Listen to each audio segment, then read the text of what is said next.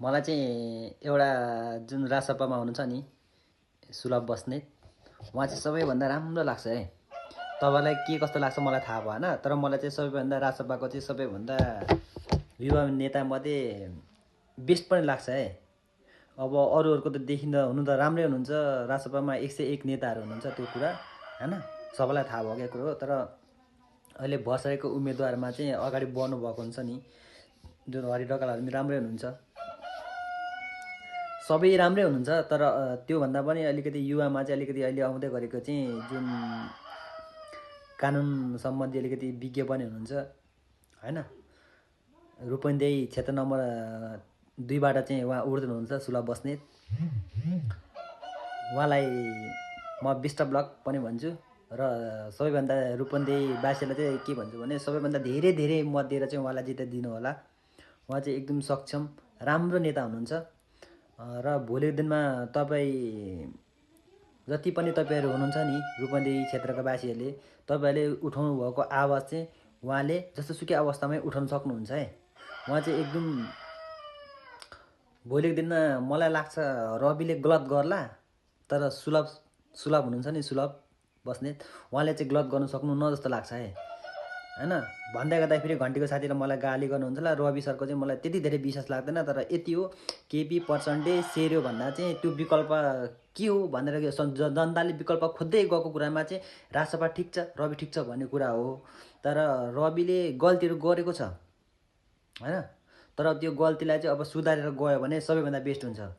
अब किन भन्नुहुन्छ नि हिजोको दिनमा उहाँलाई त हामीले जिताएको कारण त तपाईँ हैन गठबन्धन गर्नु प्रचण्डेसँग भनेर हैन नि, तर उहाँ चाहिँ गठबन्धन गर्नुभयो प्रचण्डसँग।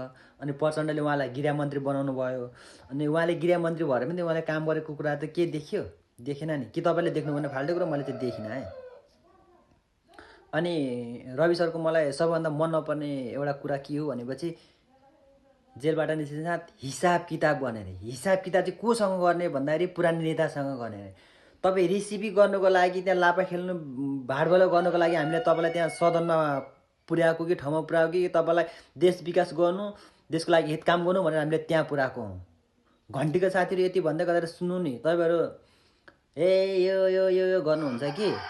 तर जसले जेसुकै भनोस् देशमा चाहिँ सच्चै राम्रो हैन, यो मेरो यो नाक थेप्चो भएर भनेको होइन नि। फेरि जसले जेसुकै भनोस् देशमा निष्पक्ष रूपमा चाहिँ अगाडि बढ्छु र देशलाई के गर्छु र के दिनुपर्छ भनेर बढ्ने चाहिँ हर्का साम्बाङ हो नि, जसले जेसुकै भन्यो भने।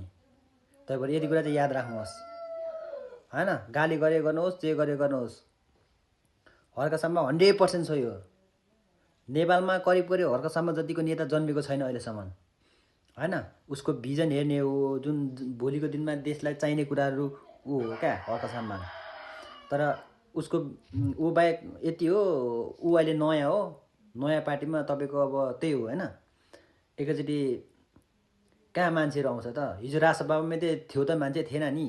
जब राजसभाले जित्दै गयो अनि हावाई हुँदै गयो त्यसपछि सबै मान्छेहरू राजसभामा आयो त, त्यो हो। यदि यो अहिलेको चुनावमा चाहिँ अब भसके चाहिँ राजसभाले जितोस् भन्छु म हैन। हर्का साम्बाङ हो राम्रो हो, त्यो कुरो म मान्छु। तर उसले जितेर एक त्यो बहुमत पुऱ्याएर जाने कुनै सम्भवै छैन।